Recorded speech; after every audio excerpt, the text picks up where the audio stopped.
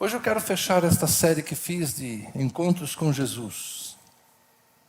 E os encontros com Jesus transformaram a vida de muitas pessoas. E hoje eu quero falar de 3 encontros que aconteceram após a ressurreição de Jesus. São talvez os meus trechos prediletos dos evangelhos. João capítulo 20, João capítulo 21, os encontros de Jesus após a ressurreição.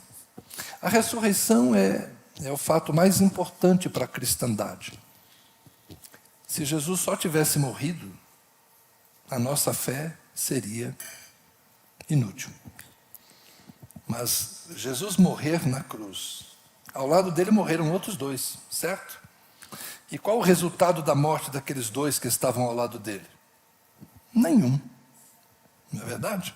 Muita gente morreu crucificada nos dias de Jesus. Os romanos faziam isso com requintes de crueldade. Então não é apenas a crucificação de Jesus que nos importa.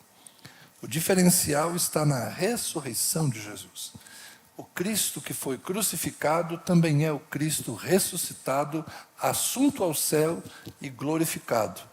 E uma vez glorificado, cumpriu-se aquilo que o Kim leu aqui no Salmo 24, ou que ele declamou no Salmo 24, levantai, ó portas, as vossas cabeças, levantai-vos, ó portais eternos, para que entre o Rei da Glória. Quem é o Rei da Glória? O Senhor dos Exércitos, o Senhor forte e poderoso, Ele é o Rei da Glória. Então Jesus está assentado à destra de Deus e tem um nome acima de todo nome, para que diante dele todo joelho se dobre e toda língua confesse que ele, Jesus, é o Senhor.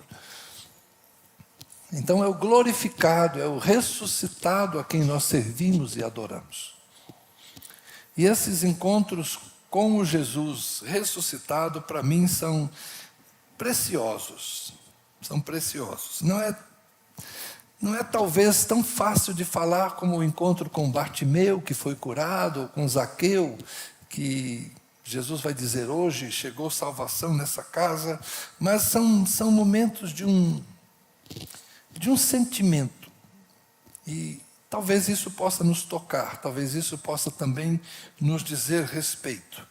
O encontro com Maria de Magdala, Maria Madalena, o encontro com Tomé, e o encontro com Pedro, às margens do lago da Galileia. Vamos ao texto, Evangelho de João, capítulo 20, verso 11.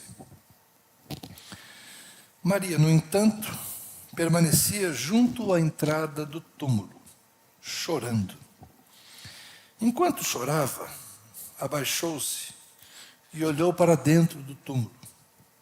Ela viu 2 anjos vestidos de branco, sentados onde o corpo de Jesus tinha sido colocado, um à cabeceira e outro aos pés. Como Maria foi quem viu, Maria contou para João, e as mulheres sempre contam as coisas com detalhes. Então ela contou para João: eu entrei, pus o rosto ali para dentro do túmulo e vi 2 anjos assentados, um na cabeceira, de onde estivera o corpo, e outro aos pés. Então eles, os anjos, perguntaram: mulher, por que você está chorando? Ela respondeu: porque levaram meu Senhor e não sei onde o puseram.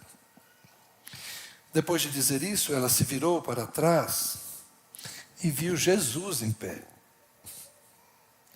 mas não reconheceu que era Jesus. Ela estava à porta do túmulo. Os anjos estão dentro do túmulo. Quando ela se vira, já está alguém fora do túmulo, portanto. Ali era um jardim. Ela supondo, aliás, Jesus lhe perguntou: mulher, por que você está chorando? A quem você procura? Jesus tem um senso de humor. Não é? Isso é senso de humor. Mulher, por que você está chorando? Quem você está procurando?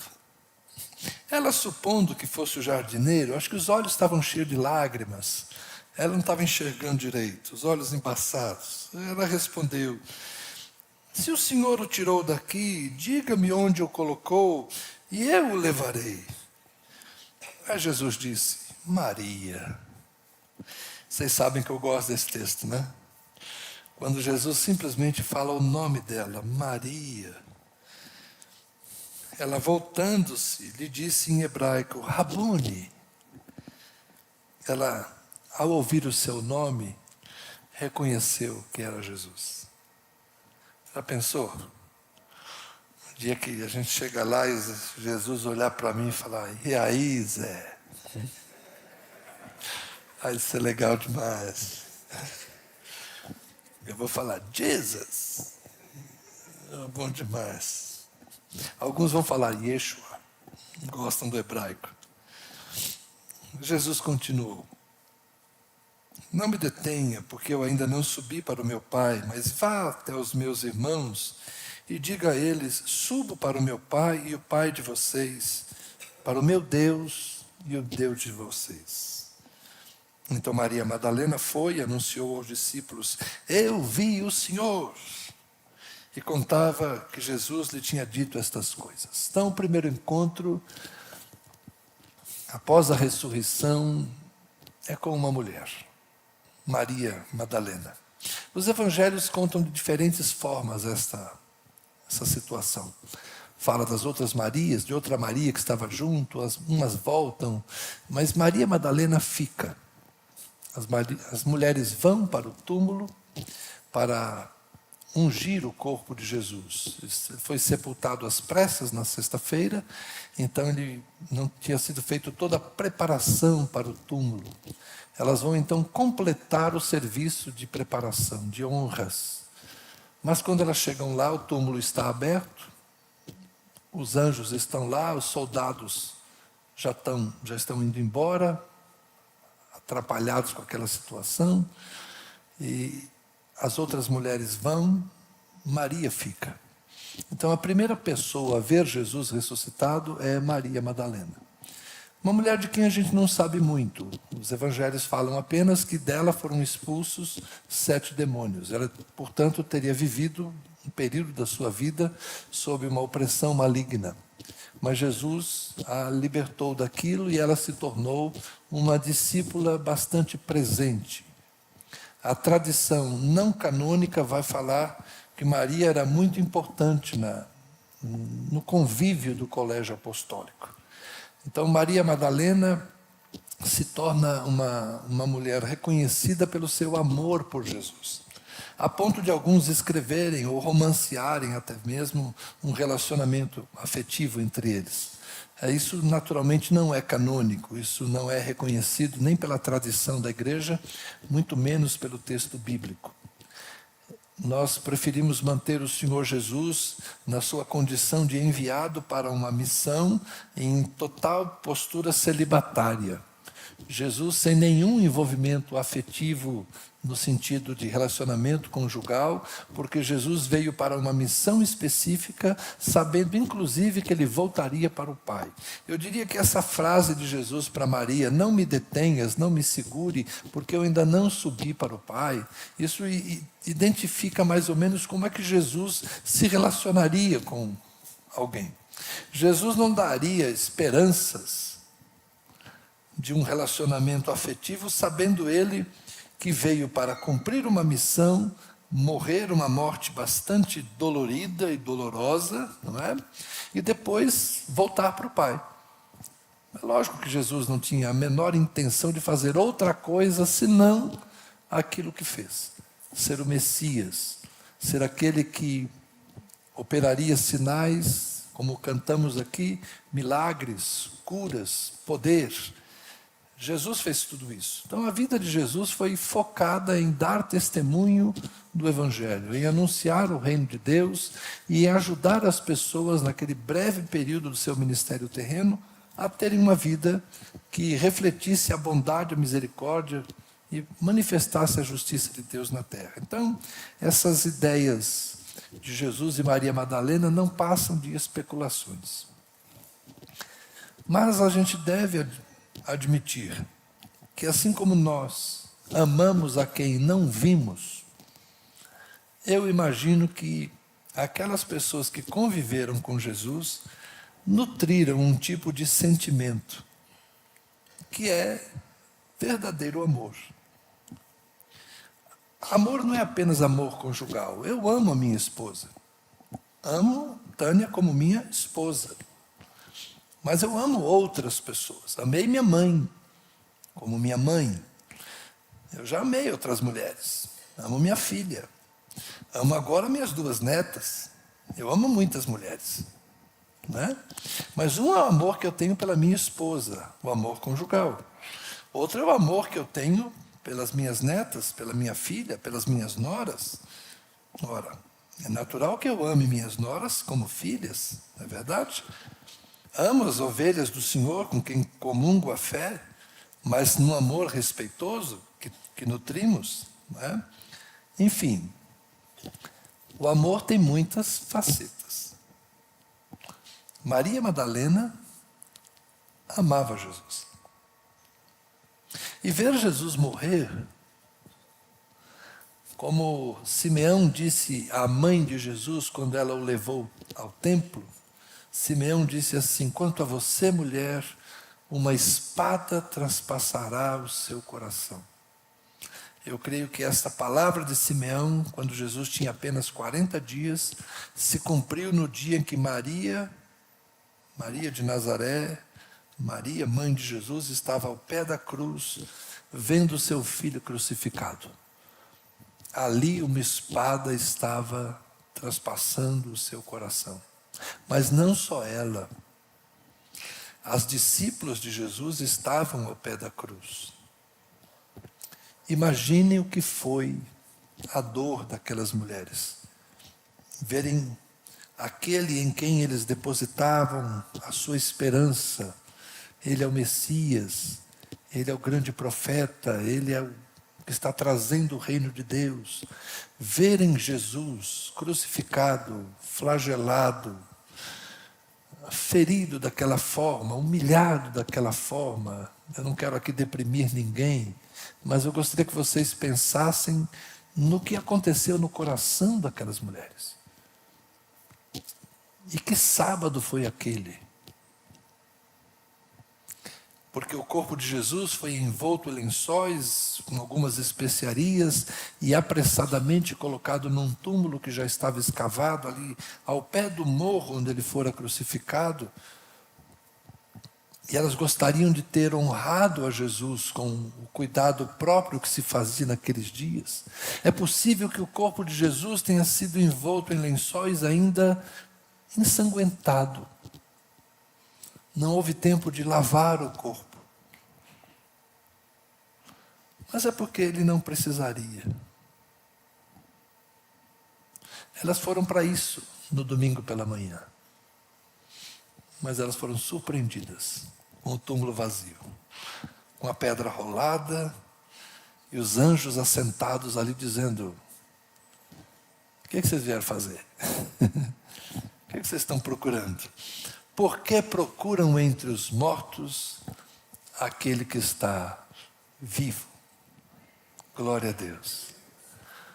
É o encontro da surpresa. Para mim, o encontro de Maria Madalena com Jesus é o encontro do surpreendente, do inimaginável. Não é só terapêutico, não é só a cura para o sofrimento daquelas 40 horas entre a morte e a ressurreição. Não é apenas isso. É a surpresa de algo que nunca havia acontecido na história. Maria foi a primeira mulher, o primeiro ser humano a ver o ser glorificado Jesus Cristo. E ela tocou o Senhor. O texto diz que ela agarrou os pés dele. Então, é o encontro com a vida. Maria Madalena tem um encontro com a vida. Ela tem um encontro com o futuro. Ela tem um encontro com a esperança. Com aquilo que nós haveremos de ser. Eu sei que muitos de nós temos a curiosidade. Como é que vai ser o corpo da ressurreição? Olha, nós não sabemos. Nós não sabemos. é tangível, mas ao mesmo tempo não é. Não dá para explicar aquilo que a gente não conhece, a gente não explica. Mas Maria Madalena foi a primeira pessoa a conhecer o que é o Jesus Cristo glorificado. Então esse encontro transforma a vida dela, porque ela está ali triste, arrasada, aflita, angustiada. Veja que ela vê 2 anjos, mas não entende direito que são anjos. Depois ela vê Jesus e também não entende que é Jesus. Ela pensa que é um jardineiro. As coisas espirituais, gente, deixam a gente meio confuso mesmo. Como é que a gente discerne as coisas espirituais? Paulo vai dizer que só quem é espiritual consegue compreender as coisas do Espírito. Talvez algum de nós já tenha conversado com um anjo, mas a gente não percebeu. Com aquele filme, né? Cidade dos Anjos. Tem muita coisa interessante. Tem muitas possibilidades no mundo de coisas espirituais que acontecem, mas os nossos olhos muitas vezes não são capazes de discernir estas coisas. E Maria Madalena, como qualquer de nós estaria numa hora como essa, estava bastante confusa. O que está acontecendo aqui?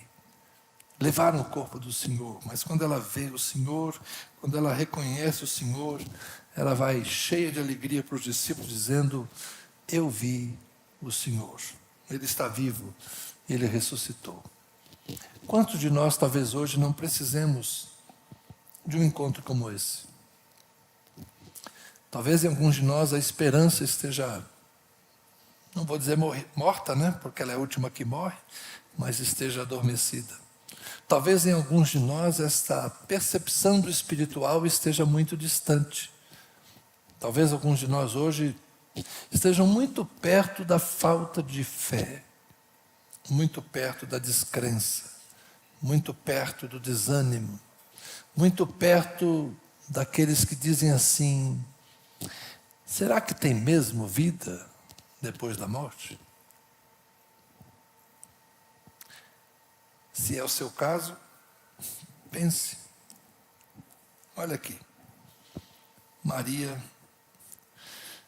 é um testemunho de que a ressurreição é sim uma esperança bastante verdadeira. O segundo encontro é de Jesus e Tomé. Nos outros evangelhos fica bem claro que Jesus aparece no cenáculo para 10 dos discípulos. Judas já havia tirado a própria vida, Tomé estava ausente e os outros 10 veem Jesus. Quando eles contam para Tomé que eles viram Jesus, Tomé vai dizer, aliás, deixa eu ler o texto, João 20, 24. Tomé, um dos 12, chamado Dídimo. Dídimo quer dizer gêmeo. Tomé, portanto, tinha um irmão gêmeo. Não estava com eles quando Jesus veio. Então os outros discípulos disseram a Tomé: vimos o Senhor. Mas ele respondeu: se eu não vir o sinal dos pregos nas mãos dele, se ali não puser o dedo e não puser a minha mão no lado dele, de modo nenhum acreditarei. Passados 8 dias, portanto, no outro domingo, os discípulos de Jesus estavam outra vez reunidos e Tomé estava com eles. Estando as portas trancadas, Jesus veio, pôs-se no meio deles e disse: que a paz seja com vocês. A saudação típica dos judeus, Shalom. E logo disse a Tomé, ou seja, cumprimentou geral, que a paz esteja com vocês, e olhou para o Tomé e falou: põe o dedo aqui e veja as minhas mãos. Tem uns anjos fofoqueiros que deve ter chegado lá para Jesus e falar: Jesus, Tomé não creu não. Tomé falou isso. Jesus já chegou sabendo, né? Põe o seu dedo aqui e veja as minhas mãos. Estenda a sua mão, ponha no meu lado. Não seja incrédulo, mas crente. Vou fazer uma brincadeira agora? Vire isso para o seu irmão e diga aí: não seja incrédulo, mas crente. Aleluia, glória a Deus. Ao que Tomé respondeu: Senhor, Senhor meu e Deus meu. Olha que interessante, né? Jesus havia dito para Madalena: fala para eles que eu subo para o meu Pai e o Pai de vocês, para o meu Deus e o Deus de vocês. E quando Tomé fala com Jesus, Tomé fala: Senhor meu e Deus meu. Jesus lhe disse: você creu porque me viu? Bem-aventurados são os que não viram e creram. Então, como eu estava falando, às vezes o nosso ceticismo, às vezes a nossa dúvida vai aumentando. Porque a gente faz certas orações e nem sempre a resposta vem do jeito que nós gostaríamos. Porque a gente escuta na igreja aqueles hinos maravilhosos de autoajuda: vai dar tudo certo, vai dar tudo certo. E nem sempre dá tudo mesmo certo. A gente vive com situações em que a fé parece se frustrar de vez em quando. E aí o ceticismo vai aumentando. Convenhamos, nenhum de nós tem uma fé constante. A gente passa por momentos de dúvida. A gente passa por momentos, como eu falei semana passada, né? Deus faz tudo aquilo que Ele manda a gente fazer. Deus ouve muito e fala pouco. Então a gente fica naquela situação: será que Deus está mesmo me ouvindo? Porque parece que Ele não me responde. Será que Deus me ama mesmo? Porque parece que Ele não me abençoa. Será que Deus está mesmo comigo? Porque os meus problemas não se resolvem? Eu sei, é verdade. Nem sempre te contam a verdade, né? As pessoas costumam dizer que vai dar tudo certo. E Tomé, talvez, espelhe alguns de nós nesses momentos de dúvida. E eu quero ver para crer. Eu quero tocar. E hoje nós estamos com um problema muito sério, né? Faz tempo que a gente não pode acreditar no que vê, por causa do cinema. Mas agora com inteligência artificial está pior. A gente já não consegue acreditar no que está vendo.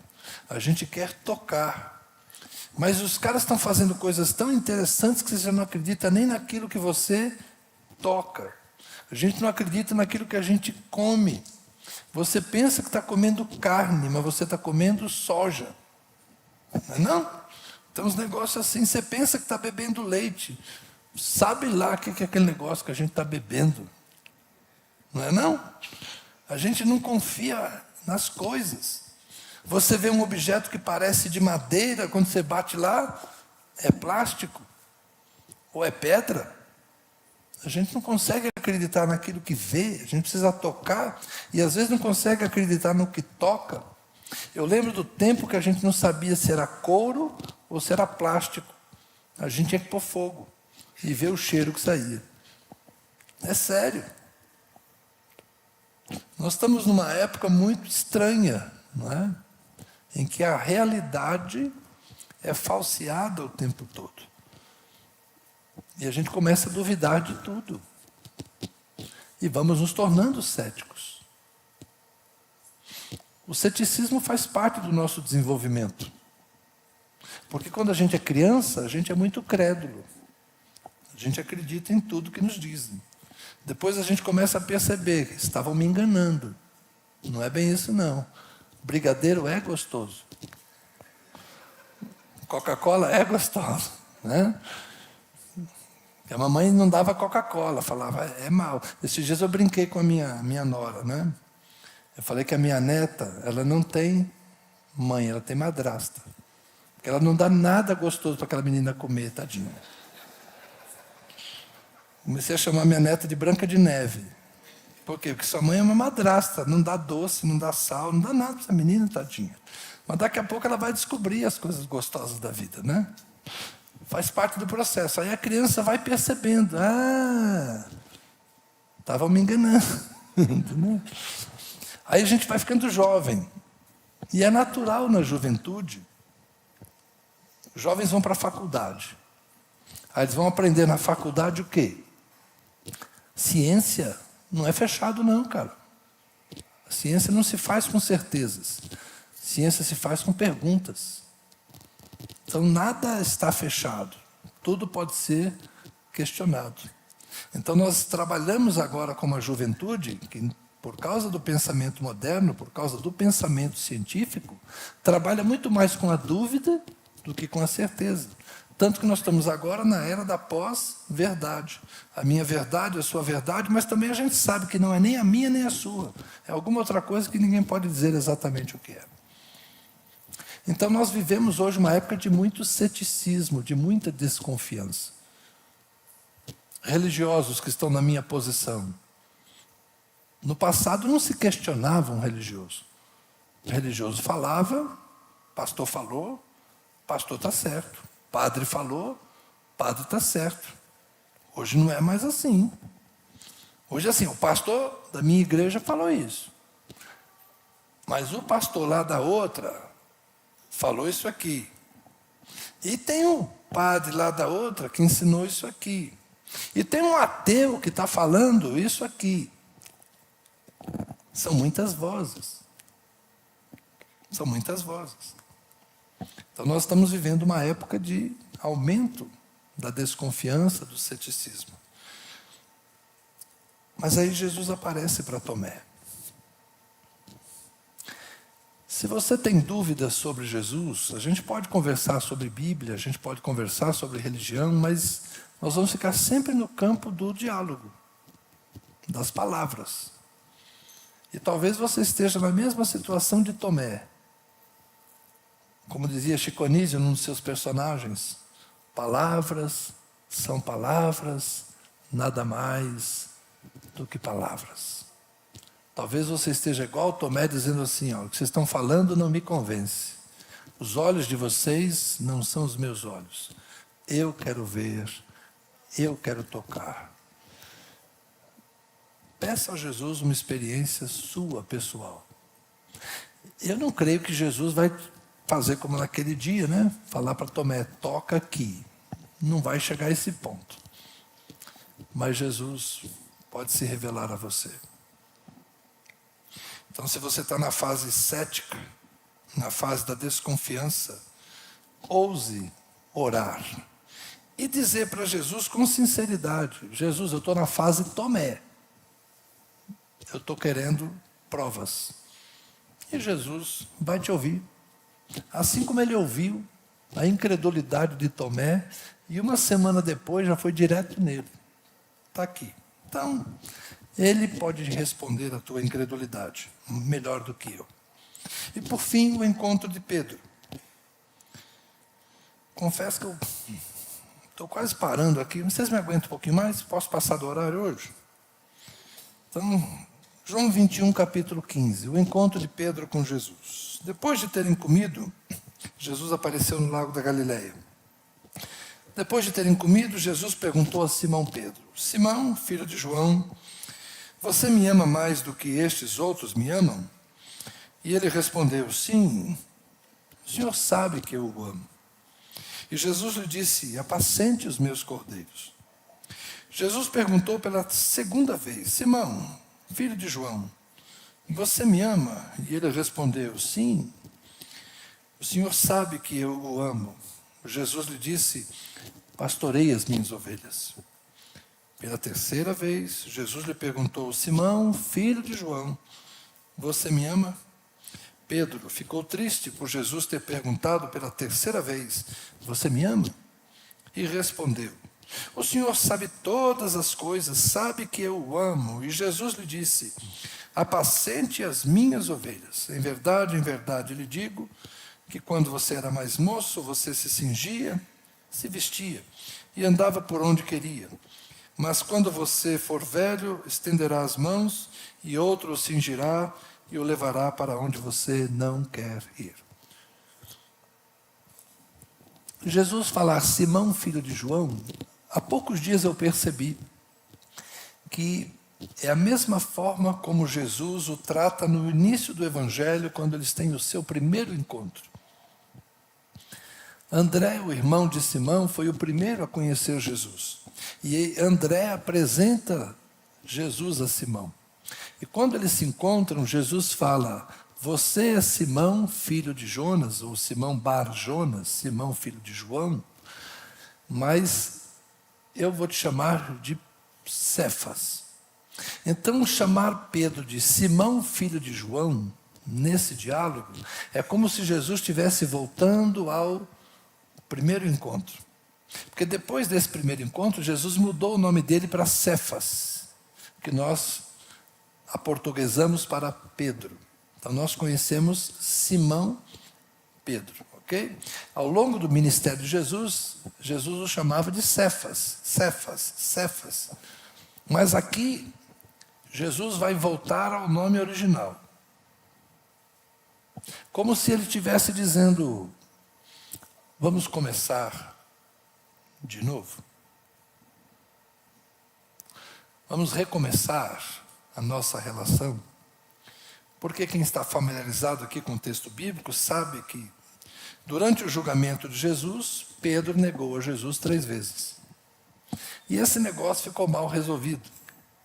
Jesus já havia aparecido para Pedro, tanto individualmente como na coletiva que ele fez com os outros discípulos.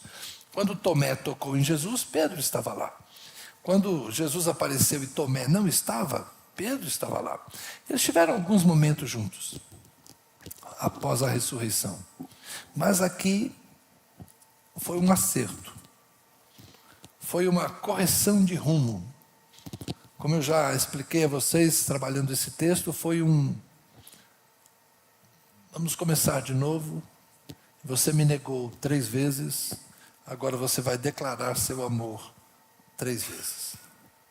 Esse foi o encontro terapêutico, foi um encontro de cura. E talvez alguns de nós estejam precisando também de um encontro como esse. Porque a gente de vez em quando pisa na bola com Jesus. De vez em quando a gente nega que é discípulo dele. Às vezes verbalmente. Mas é mais provável que a gente negue que é discípulo de Jesus fazendo coisas que um discípulo não deveria fazer. Como nós cantamos, nasce a igreja que é sal e luz para todos os povos. Tem dia que a gente deixa a luz apagar. Tem dia que a gente deixa o sal perder o sabor. E quem sabe hoje possa ser uma daquelas noites em que o Senhor nos convida para começar de novo, para acertar as coisas e para deixar para trás o que ficou e assumirmos a nossa missão. A missão de Pedro era muito difícil. Jesus contava com Pedro para cuidar de todos os demais. Jesus deixou para Pedro a liderança daquela igreja nascente. Então, para Jesus foi muito importante a reconstrução da confiança de Pedro. Há alguns dentre nós aqui que já pastorearam. Alguns dentre nós que já cuidaram de pessoas. E talvez hoje estejam com essa vocação, com esse chamado, adormecido. Talvez alguns de nós aqui que já foram abençoados por Deus com sabedoria, com conhecimento, com experiência, com a oportunidade mesmo de liderar, mas estão aí, escondidos, no lado escuro da igreja,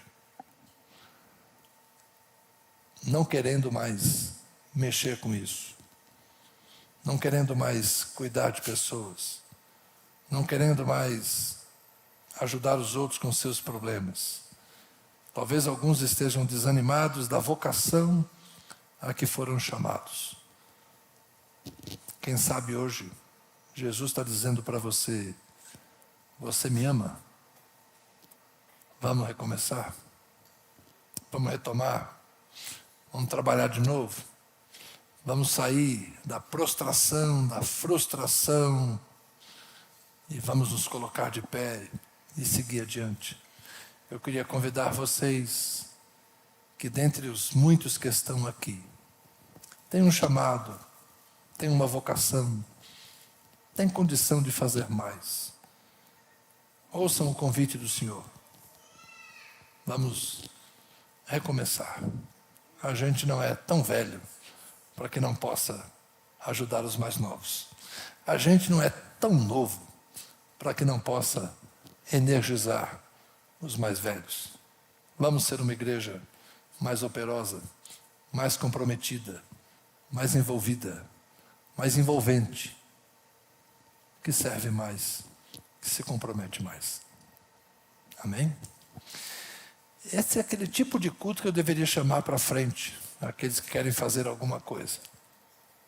Mas eu quero convidar você, que está na fase cética, como Tomé, ou talvez na fase da angústia, como Maria, que você tenha fé. Hoje é uma noite de encontro com Jesus. Jesus vai se revelar ressurreto e te livrar da angústia. Jesus vai se revelar ressurreto e te tirar da dúvida. E a você que está adormecido no seu ministério, Jesus te convida de novo. Vamos lá, vamos cuidar do rebanho do Senhor. Tem muita gente precisando. E eu vou pedir que todos fiquem de pé.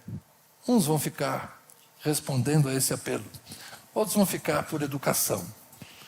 Mas Deus sabe, cada um de nós, por que você está de pé agora. Amém? O pessoal da música pode vir? Meu Deus. Quero orar como Tomé. Senhor meu e Deus meu. Quero orar como Jesus, Pai meu e Deus e Pai de Jesus Cristo, a quem também confesso e sirvo. Quero orar pedindo que o Espírito Santo de Deus esteja entre nós esta noite, alcançando os nossos corações, Senhor. Há sementes de incredulidade entre nós. Há sementes de dúvida. E estas sementes também germinam, assim como a semente do Evangelho. Assim como a fé brota, Senhor, por ouvir a palavra de Deus. Muitas vezes a dúvida brota por ouvirmos a palavra do inimigo, de Satanás, dos incrédulos. Muitas vezes a palavra de dúvida, Senhor, germina no coração daquele que deveria ser crente. E hoje talvez, como o Senhor disse a Tomé, seja crente. Eu oro para que o Teu Espírito diga a todos nós, seja crente, tenha fé. Que o Teu Espírito diga a nós, como disse a Maria, não chore. Não chore, Maria. Eu vou para o Pai. Mas avisa os outros que eu estou vivo e que nós vamos nos encontrar. Senhor, eu oro para que, como trouxeste Pedro a uma condição de cura e de ânimo para assumir as suas funções, que o Senhor também traga de volta os desanimados, que o Senhor fortaleça os abatidos e que o Senhor restaure o ministério daqueles que estão escondidos na frustração, escondidos no desânimo, prostrados no abatimento. Que o Senhor nos levante, que o Senhor nos restaure, que o Senhor nos desperte, para que a gente seja uma igreja parecida com aquela igreja de Atos capítulo 2. Da multidão dos que creram, na multidão dos crentes, na multidão dos que têm fé. Uma só fé, um só amor, um só coração, um só ânimo, comprometimento, envolvimento. Que o Senhor nos desperte para uma vida mais proativa, Senhor. Que a gente reparta pão, que a gente reparta graça, que a gente reparta orações, que a gente reparta a Tua palavra e que a gente compartilhe a vida, para que a gente seja sal e luz para todos os povos. Amém.